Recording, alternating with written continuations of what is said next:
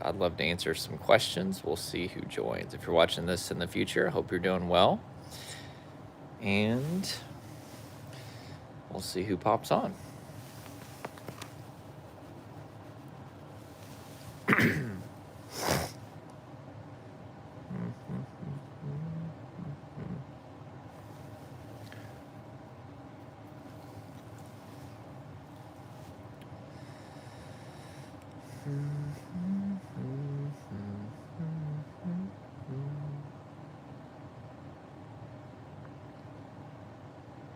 And it's actually going to be 15 minutes this time. I'm trying to be more disciplined with that because every time I say it's going to be a certain time, I'm always way over, but I've got a pretty strict schedule today. So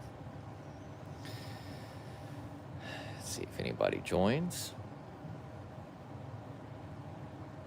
Oh, there's somebody. Let me know in the chat where you're watching from. If you want to ask me any questions about anxiety, depersonalization, realization, trauma, I'd be happy to answer.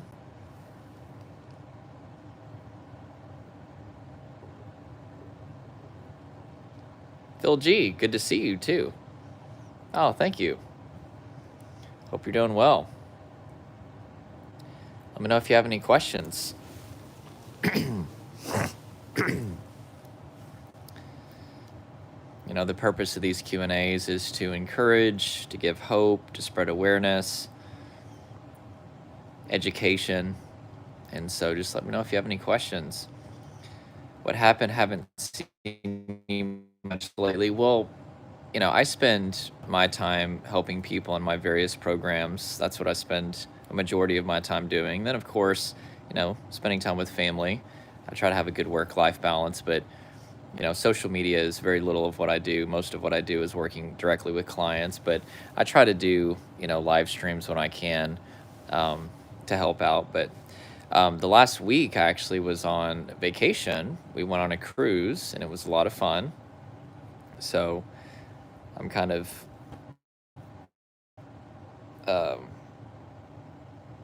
just, you know, reacclimating after being in the ocean for 7 days. That was long time. Matthew from Sacramento.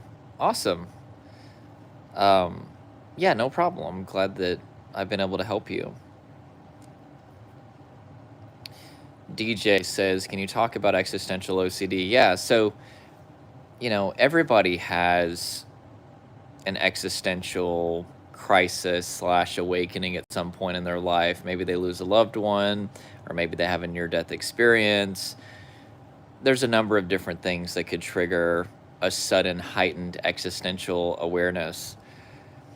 But for most people, within a relatively short amount of time, they'll stop questioning their mortality and existence and things like that, and they'll just kind of reintegrate into life. But with existential OCD, you continue to ruminate and obsess over existence, over consciousness, the nature of reality, the afterlife, and it becomes all-consuming and extremely stressful. I remember it got so bad that just one thought of existence would send me into instant depersonalization, which is where you feel out of body, and that's due to a trauma state, a state of nervous system overwhelm. So, you know, existence became overwhelming to think about. But the trap that people fall into is they try to fix it with their mind. They try to out-logic or outthink. They try to mentally wrestle with this existential OCD to get rid of it. And that's part of what keeps the cycle going. And one question leads to another question, leads to another question. And so I tell people, you have to step out of the boxing ring. You're not going to fix it with your mind. But in summary, existential OCD is far more significant in terms of stress and obsession than just the general existential questions that we all have, or even we have like a moment of existential crisis or awakening due to, again, losing a loved one, near-death experience. It's not that. It's continual, all day long, usually, obsession with the existence, consciousness, the afterlife, and a desire to solve these questions through thinking, which doesn't work. Matthew says, you definitely have helped. One of the first people that made sense when I first experienced depersonalization, realization, back to when I was, if not in an even better place, post-traumatic growth is real. Oh, I'm glad to hear that you're feeling better. Awesome, Matthew. Megura says, what are your thoughts on playing instruments to express emotions like guitar? You know, I don't know how effective that would be at releasing emotions, because in order to process emotion, they need to peak, meaning get to max intensity, and then come down. And so I don't know that the guitar would be, or music in general, would necessarily be enough to induce that peaking of the emotion. I mean, I think it's a great way to express your creativity and maybe a little bit of emotion, but I don't know that I would use that as an outlet for that. But hey, some stuff works for people, and if it works, that's great, but I wouldn't teach my clients that for sure.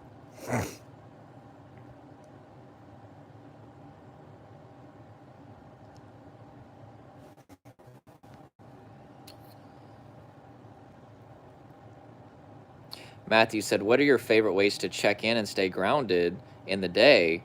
So I don't have to do either one of those things because I'm so regulated in my nervous system. Because I listen to my body and I self-regulate, I keep the tension, adrenaline, emotion out of my body. I get good sleep. I eat well. Sometimes I order DoorDash, admittedly, but I was working on my diet this morning, just getting it better. But anyway, but because I'm so calm and regulated, I'm naturally grounded. See, that's the problem with grounding techniques. I can't tell you how many clients I work with, let's say they go to a therapist who means well, but this person is like very depersonalized. So they're very detached from their body. And you would think, well, okay, well, then we need to do grounding techniques. It seems logical, but if you don't get that person in their body, which is interoception, the experience of the embodied self, which takes time to build, and if you don't befriend the body and release the tension, adrenaline, and emotion from the body, grounding is near impossible. You can't ground to your body if your body is a war zone. So you have to directly release that buildup and make the body a much safer place to live in. And then you will feel grounded as a secondary consequence of being safely embodied. So I don't ever have to directly ground to my body or to my environment. That's the natural outflow of being safely embodied, which requires interoception and self-regulation.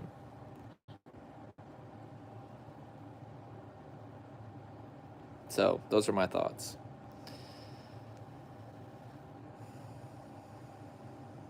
So Tommy says, can physical pain cause depersonalization and derealization or make it stay longer? Absolutely.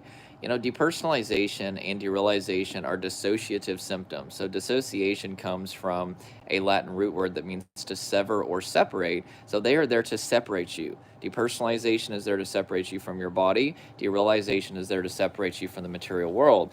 And so if there's an increase of pain and it reaches an overwhelm point, or maybe there's physical pain coupled with a lot of stress and fatigue or unprocessed emotion in the body, absolutely that may induce an overwhelm point, a trauma state, and thus induce the trauma coping mechanisms of depersonalization, realization.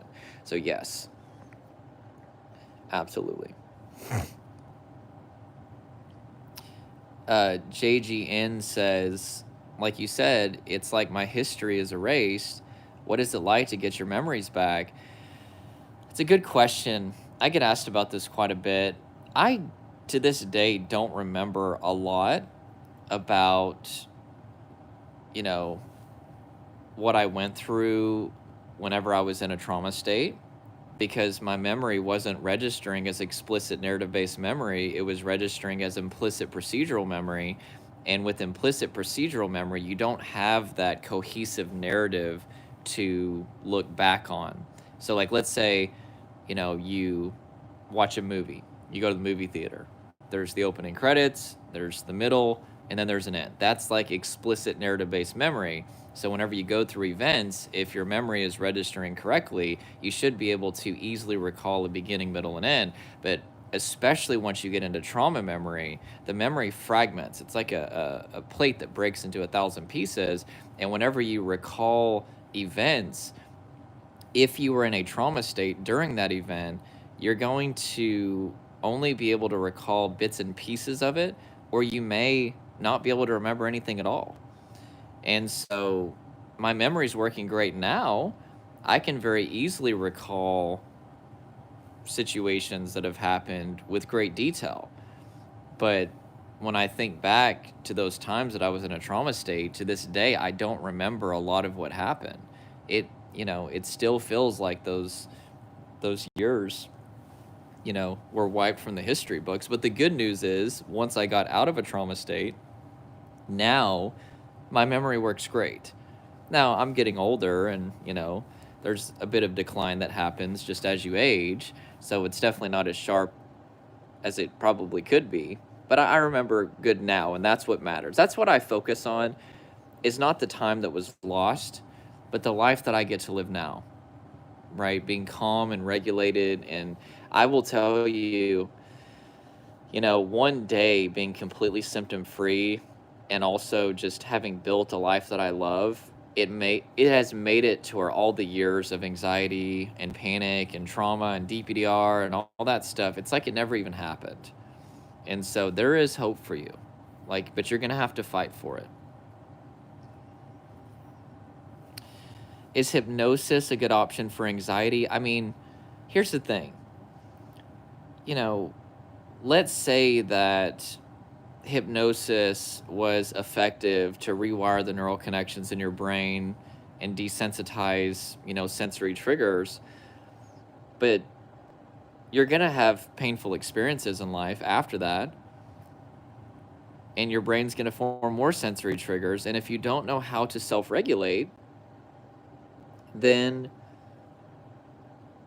you're going to be codependent on hypnosis. That's kind of my question mark with this new emphasis on psychedelics to heal trauma. I want to be clear. I am all for people getting help. And I know that there are some situations where they just don't have a capacity to self-regulate for whatever reason, and just like really extreme situations. And maybe for some people, psychedelics are quite miraculous. And I am all for people getting help. But my concern is twofold. Number one, probably 30% to 40% of my clients, maybe more than that, of being conservative, that I've worked with over the last 6 years, that came to me in a trauma state, experiencing constant depersonalization, realization, got into that state of overwhelm because of a bad drug experience. Not always psychedelic drugs. In fact, the most common drug is marijuana that causes people to reach an overwhelm point. But with drugs, particularly psychedelic drugs, it can go either really good or really bad. And I worry that people may pursue psychedelics to heal trauma and walk away more traumatized. So that's my first concern. The second concern is, just like I mentioned with hypnosis, let's say that somebody uses psychedelics and it really helps their nervous system. They still need to learn how to self-regulate, which is listening to their body, releasing tension, adrenaline, and emotion, having boundaries in life, getting good sleep, eating healthy. They still need to do that. So I don't like whenever a particular modality is heralded as a permanent cure, because I don't think that exists, because people will continue to have painful experiences because life is very difficult. And whenever you go through a painful, even just emotional experience, the brain registers emotional distress and physical pain is the same thing, and conditions the sensory data in that moment to be associated with threat, assigns the procedure of fight or flight response, maybe even the freeze response if it was overwhelming. And now you've got a sensory trigger. And so if you looked to psychedelics or hypnosis or whatever, or even EMDR for your results, but you never learned how to self-regulate throughout your day, you're going to end up formation of more sensory triggers. Then you're just going to have to go back over and over again, whether it be EMDR or hypnosis or, let's say, psychedelics. So, I'm all for different modalities helping people, but what I'm more interested in is teaching people to listen to their body. That's interoception, the experience of the embodied self, befriend the body, and relax throughout the day and release their emotions in a healthy way, and work from a place of rest and have boundaries with people and with life. Prioritize sleep, prioritize nutrition, have a healthy focus, and just live a holistic life. And prioritize self-care is really important. And I don't think there's any singular modality that should replace these things. So, Toby K, you said, what's the practice of releasing trauma and tension? How does it work? So I've got a master class in any of my videos on the description. It's called the 5 Shifts to Heal from Trauma, Anxiety, Panic, and DPDR. That gives you a basic understanding of it. And then, of course, there's a button to, work with my team. That's what I do with people, is I help them release that from their body. So, when looking for a therapist, would you recommend them to be specialized in trauma therapy? If you're dealing with DPDR, absolutely, because if not, they're probably just going to try to have you do talk therapy or CBT. And if you don't understand the nuances, particularly of the somatic effects of trauma, you're just going to be probably spinning your wheels. And so, yeah, definitely try to find one that specializes in trauma. If you can find them, it may be hard, but yeah, versus a general therapist for sure. All right, guys, I got to go. I'm going to try to do these little 15-minute ones so I can be a little bit more consistent with them. And I hope that helped you guys. And I look forward to the next one. And I got to be cool and a trendy YouTuber. So smash that like button if this helped you. Talk to you guys soon. Take care. And I'll be doing these periodically. So.